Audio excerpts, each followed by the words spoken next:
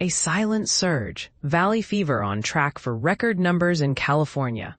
But few understand the true risk. Imagine a disease steadily rising in the background, rarely making headlines, and often mistaken for something as common as a cold. That's exactly what's happening with valley fever in California right now, and the numbers are more alarming than most realize. As of the end of July 2025, there have already been 6,761 confirmed cases of valley fever in the state. If cases keep climbing at this pace, California is poised to smash its previous annual record of 12,595 cases from 2024, as indicated by the latest statistics from the California Department of Public Health. Is this upward trend the new normal? Or is there something we're missing about what's driving this disease? Why is valley fever suddenly a big headline? To fully grasp the gravity of the situation, you should know valley fever cases weren't always this high. Back in 2000, fewer than 1,000 cases popped up each year. Fast forward to 2019, and the numbers ballooned to over 9,000 cases. Experts and health officials are sounding the alarm, pointing to changes in our climate, not just statistics, as the likely culprit fueling this steady, unsettling growth. But here's where it gets controversial. Are we doing enough to address the role of climate change in public health crises like these? So what is valley fever exactly? Also known as coccidioidomycosis, or simply cocky, this illness is triggered by a fungus that thrives in the soil across certain regions of California and the wider Southwest. When the soil is disturbed, think of wind, construction, even gardening, microscopic spores go airborne. Breathe them in, and you might invite valley fever into your lungs.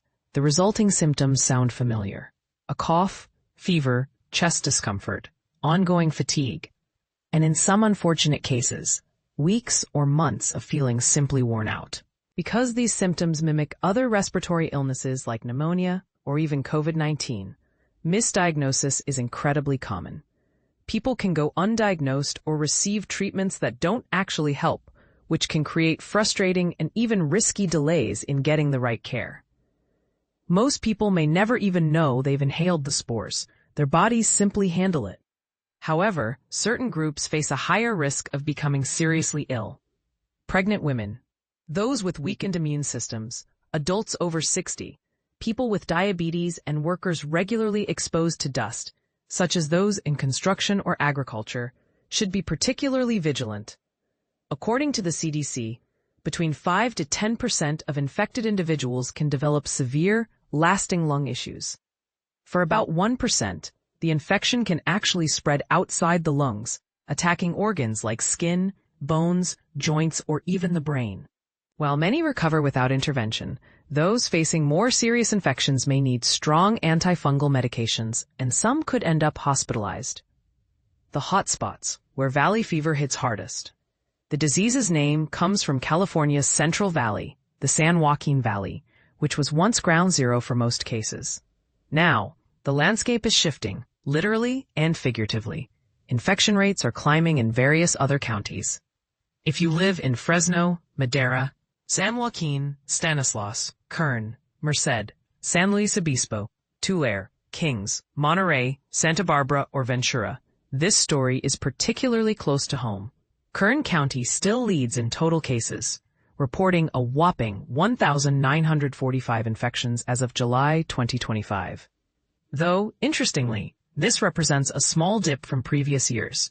Fresno, on the other hand, recorded 576 cases by July's close, marking a significant uptick compared to the same period in 2024 and 2023. Monterey stands out even more. It's the only county where cases jumped by an eye-popping 200 to 300% between 2023 and 2025. Why aren't we talking more about places where the problem is exploding? What's behind the climb? And this is the part most people miss. So what's fueling this surge? The answer isn't simple, but climate change sits at the heart of the conversation. California's increasingly harsh cycles of drought and heavy rainfall seem to create the perfect storm for the valley fever fungus. During prolonged droughts, Most microbes perish due to lack of water. But this fungus is a survivor, lurking dormant in dry soil.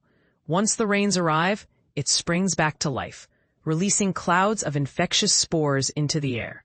Historical health data tells us something fascinating and worrying. Valley fever cases tend to be lowest during actual drought, then spike dramatically as soon as the rains return. With meteorologists predicting the state will face years of back-and-forth drought and rainfall, again thanks to a shifting climate. Experts warn that these infection rates are only likely to keep rising. There's even concern that the fungus could someday ride the warming climate northward, possibly threatening communities as far as Canada. Here's where you come in. Where should responsibility lie? Should governments and local agencies do more, or is this just an unavoidable side effect of living in a changing climate? And if valley fever could spread into new regions, what steps should be taken now to raise awareness and combat the danger? Have you or someone you know ever struggled with a mysterious respiratory illness? Would you recognize valley fever if you saw it? Do you think the risks are overstated or not taken seriously enough? Let us know in the comments. Your thoughts could help shine a light on this growing and often misunderstood public health threat.